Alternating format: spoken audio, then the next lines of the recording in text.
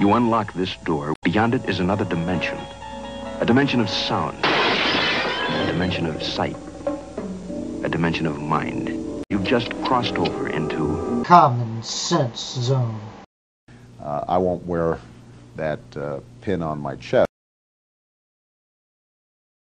Oh, Senator, I want you to name some of Barack Obama's legislative accomplishments tonight, if you can. It would cost about it would cost about the same as what we would spend over the course of 10 years. It would cost what it would cost us.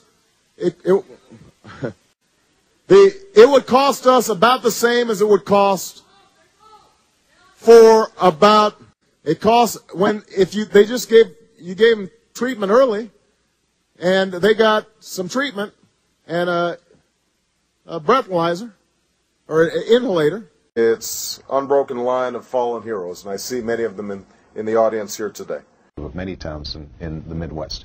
Galesburg, Illinois, they've got 36,000 people. They've lost 4,000 jobs in the last 2 years. 20% of their employment base collapses because companies move out to Mexico.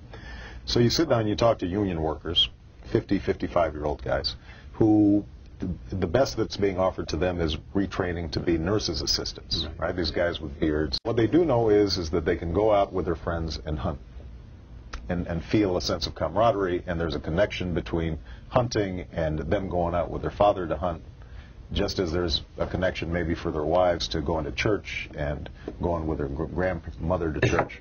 And if we don't have plausible answers on the economic front, and we appear to be condescending towards those traditions that are giving their lives some stability, then they're going to opt for at least that party that seems to be speaking to the things that are giving, that still provide them something solid to stand on. And some sense that they're not being. And we appear to be condescending. Well, it's not surprising then that they get better and they cling to guns or religion or antipathy towards people who aren't like them, or anti-immigrant sentiment, or anti-trade sentiment. And we appear to be condescending. I mean, think about it. Iran, Cuba, Venezuela, these countries are tiny. They don't pose a serious threat to us. So I've made it clear for years that the threat from Iran is grave. So let me be absolutely clear. Iran is a grave threat. It has an illicit nuclear program. It supports terrorism across the regions and militias in Iraq. It threatens Israel's existence. It denies the Holocaust. I did not say that we would immediately go in unilaterally. If we have actionable intelligence about high-value terrorist targets and President Musharraf will not act, we will. I know what the easy thing to do for an American politician is when he or she comes down to Miami. Right, every 4 years they come down, they talk tough, then they go back to Washington, and nothing changes in Cuba. I think it's time for us to end the embargo on Cuba. As president, I'm not going to take off the embargo.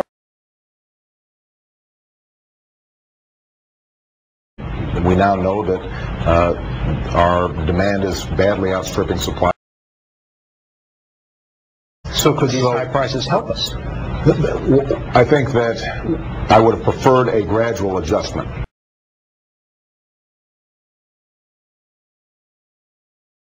The last time Barack Obama visited Iraq was in January 2006. Since then, much has changed. Attacks throughout Iraq are down 70%. The civil war in Iraq, over. The Iraqi government has come together to make political progress. Al-Qaeda in Iraq has been decimated, and the Iraqi army is taking on rogue militias throughout the country. The surge worked, but Barack Obama wouldn't know that, because he hasn't been there in over 2 years. Senator Obama, when will you finally decide to go back to Iraq to see the progress firsthand? And when will you finally decide to meet one-on-one, unconditionally, with General Petraeus? This Iraqi veteran, along with thousands of others, would like to know. Had I heard them, had I been sitting in the church at the time that they were spoken, I would have been absolutely clear to Reverend Wright that I didn't find those acceptable. Did I ever hear him make remarks that could be considered controversial while I sat in the church? Yes.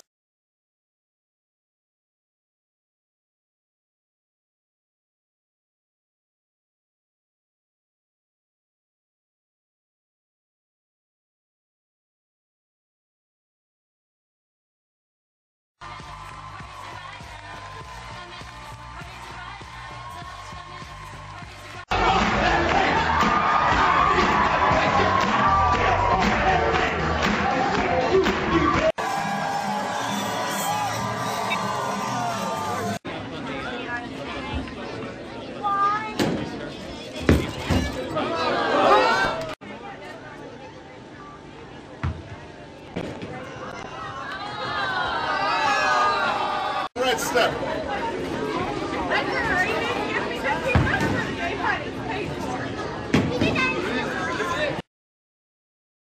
I'm Barack Obama, and I approve this message.